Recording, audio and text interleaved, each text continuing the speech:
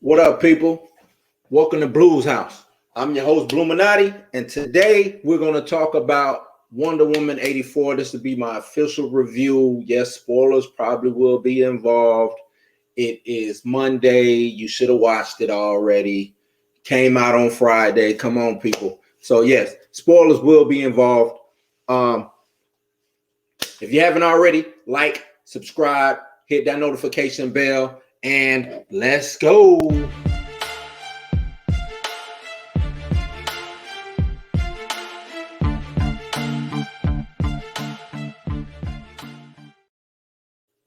So, like I said, I'm doing my review on Wonder Woman 84. Came out HBO Max and in theaters Christmas Day. Wonder Woman 84. What did y'all think? Me? Thought it was pretty decent. I thought it was a decent little film, decent movie. It didn't push the DCEU plot too much. It stuck to some of the things that Patty Jenkins said that she was going to stick to. It's a watchable film. That's really how I'm gonna start it off. Let me get my notes. So, as everybody knows, Wonder Woman 84.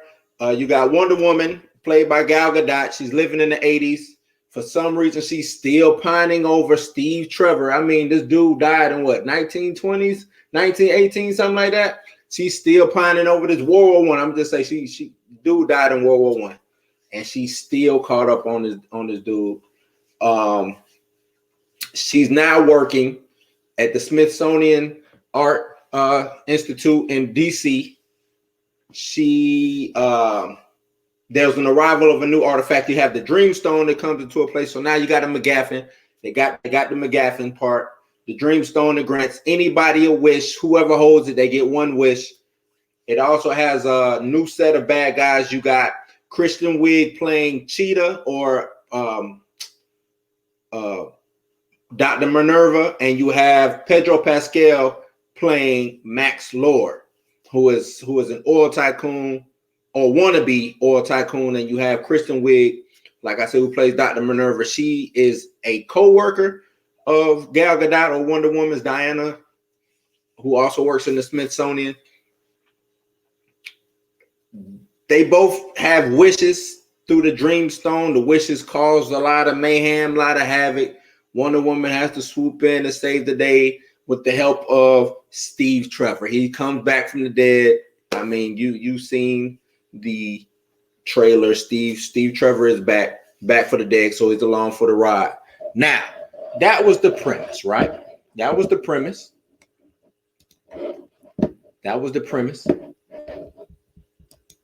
Let me share my screen. There we go. That was the premise.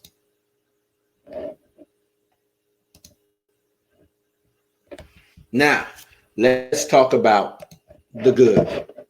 So, the good to me is that it was a huge, big blockbuster movie.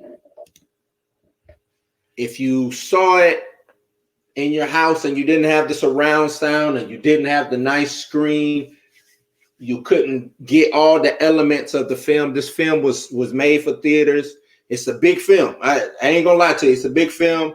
Over the top, real bright. It's the 80s. It's 1984, so it's the 80s. So as you know, it's over the top. It's real bright, neon, this, you know what I'm saying, stuff like that. But it didn't do too much of the 80s. But like I said, we're sticking with the good. So it's a blockbuster movie. The opening 25 minutes is spectacular. That Amazon scene where she's a little girl, she's going up against the other older Amazonians. Dope ass scene. It was like American Ninja. If y'all ever watch that show, American Ninja, think of American Ninja, but for the Amazons. It was crazy, man. She was doing her thing.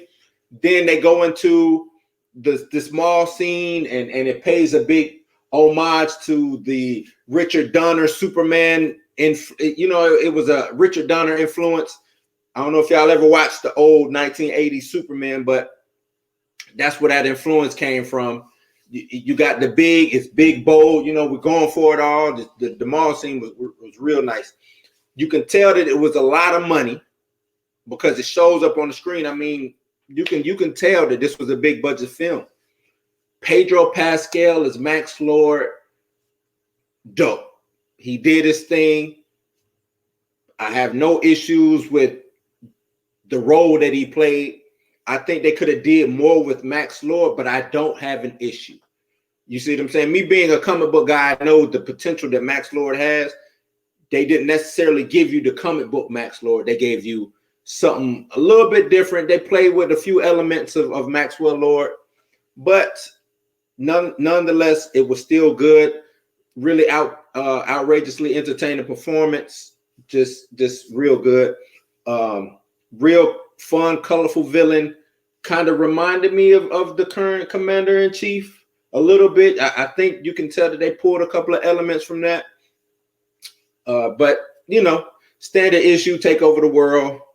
More, we need more type stuff. To me, another good was Kristen Wiig, but we didn't. Kristen Wiig played the hell out of Barbara Minerva. I think, especially with Kristen Wiig come from a comedian background, Saturday Night Live, things like that.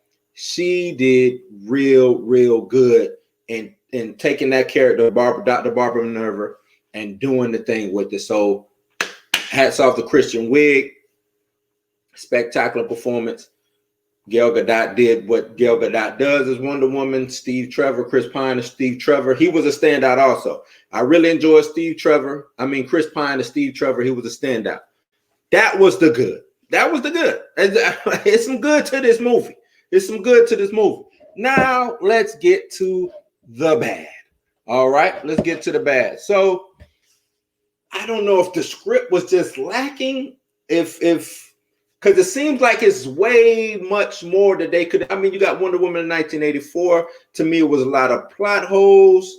The story seemed questionable. It didn't flow, and it left me wondering, how did they get this one greenlit in the first place? Like this actual, not Wonder Woman 84, but this actual script, this plot line. You see what I'm saying?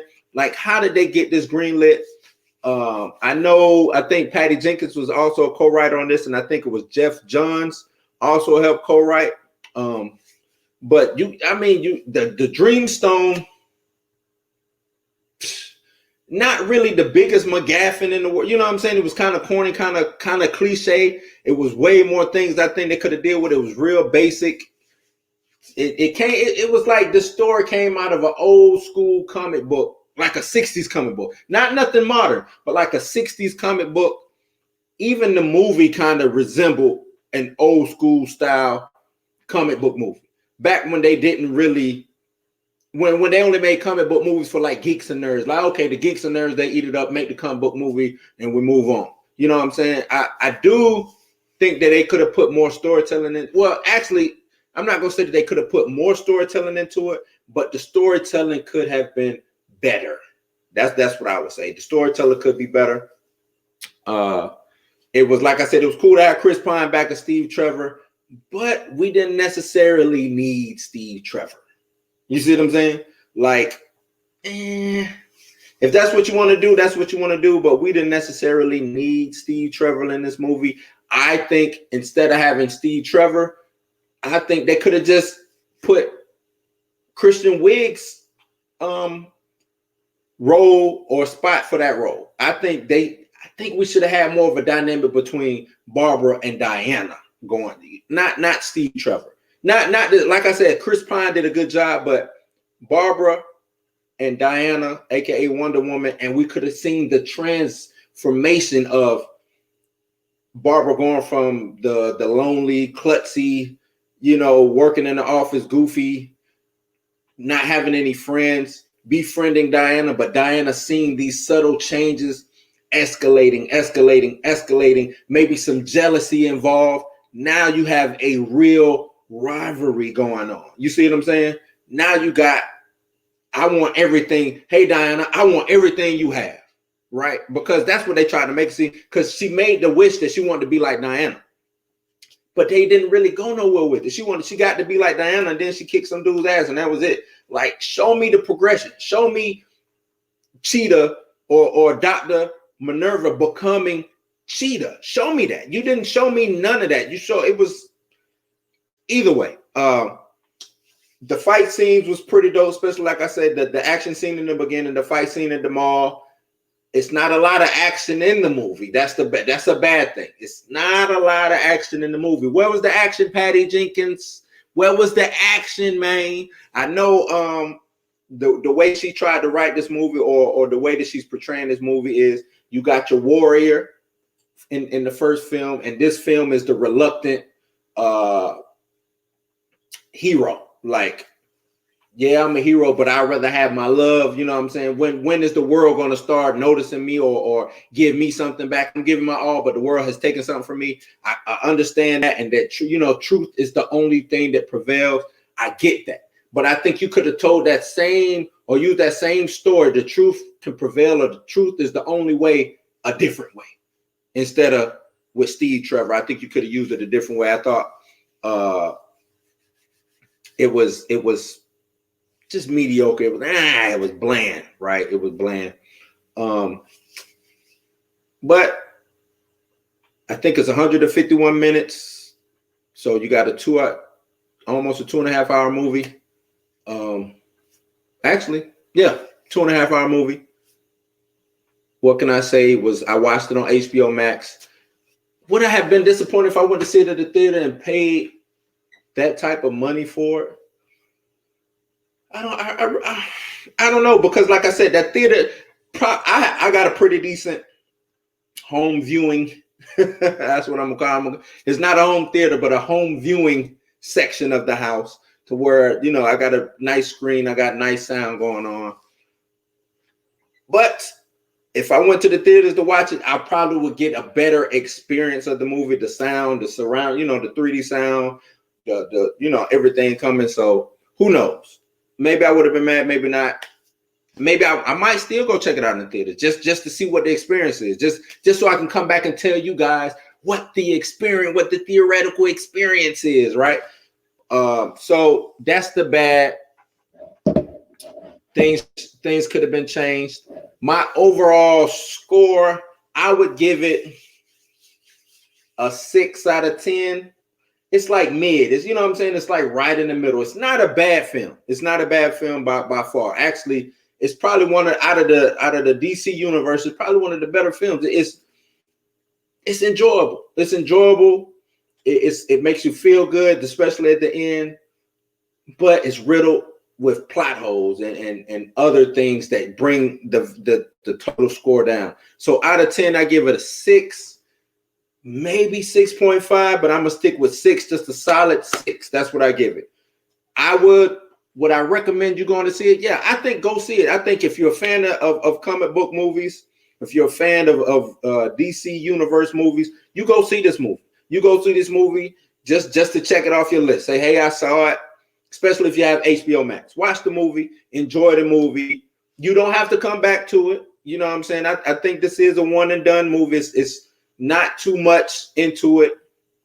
Oh, and I know I'm doing my overall score, but just to go back on the bad, I think that mid-credit scene, I know they wanted to pay homage to Linda Carter, but I think we should have got Nubia.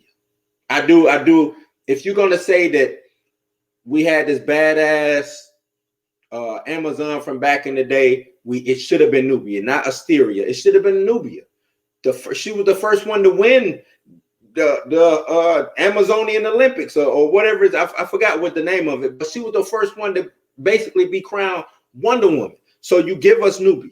That it would have made sense. It would have been a little fan service. It would have made sense. And then going forward, maybe a team up instead of old ass Linda Carter. No disrespect to Linda Carter, but really, that mid-credit scene didn't do nothing. What is it really going to do? Nothing.